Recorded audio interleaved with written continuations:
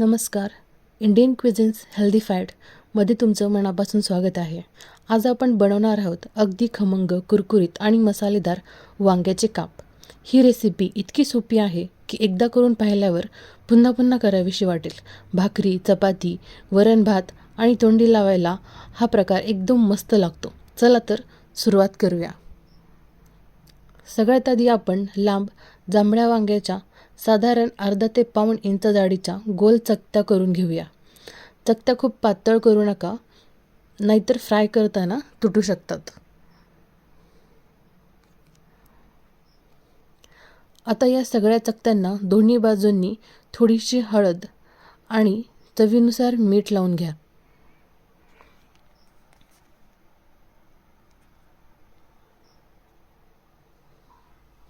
हलक्या हाताने सगळीकडे नीट पसरवून घ्या. आता हे काप 5 मिनिट तसेच ठेवून द्या. त्यामुळे मीठ वांग्यामध्ये छान मुरतं आणि वांगीही थोडी मऊ होतात. तोपर्यंत आपण आपल्या वांग्याच्या कापासाठी एकदम खमंग मसाला तयार करून घेऊया.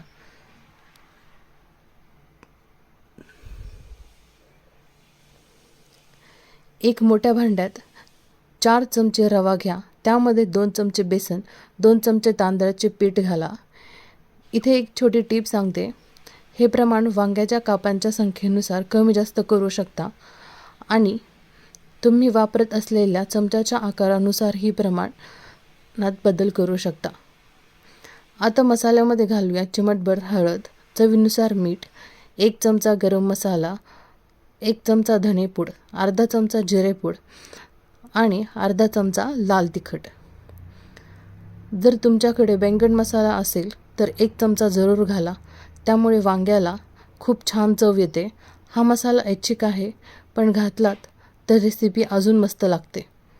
आता हे सगळं एकत्र करून मसाला छान मिसळून घ्या. इकडे आपल्या वांग्याच्या चकत्यांना 5 मिनटं झाली आहेत.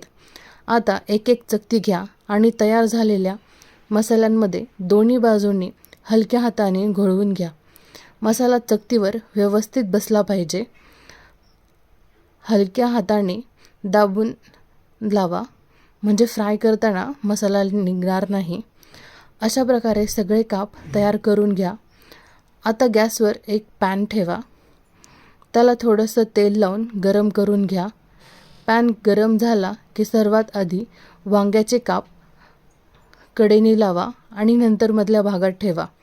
असं केल्यामुळे मधले काप जास्त गरम होऊन करपत नाहीत आणि सगळे काप सारखे शिजतात. आता झाकण ठेवून बारीक ते मंद आचेवर 2 ते 3 मिनिट वाफ येऊ द्या. 2-3 मिनिटांनी झाकण काढा आणि सगळे काप हलक्या हाताने पलटवून घ्या. आता दुसरी बाजूही छान सोनेरी आणि कुरकुरीत होईपर्यंत फ्राय करा. इथे एक महत्त्वाची टीप लक्षात ठेवा. पहिल्यांदा झाकण ठेवून वाफ दिल्यामुळे वांग्याचे काप आतून व्यवस्थित शिजलेले असतात.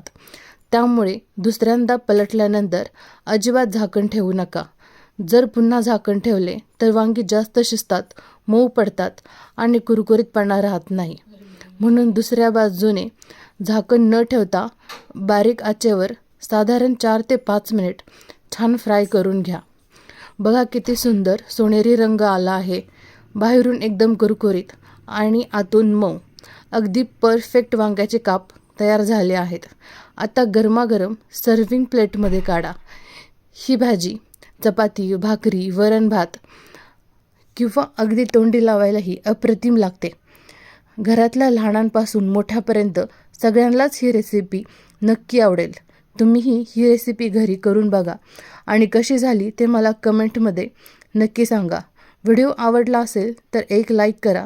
तुमच्या मित्रमैत्रिणींना आणि नातेवाईकांना शेअर करा आणि इंडियन क्विझिन्स हेल्दी फॅड चॅनेलला सबस्क्राईब करून बेल आयकॉन नक्की दाबा.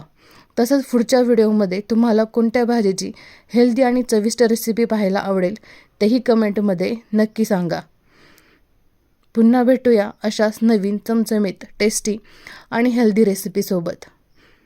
तोपर्यंत बाय.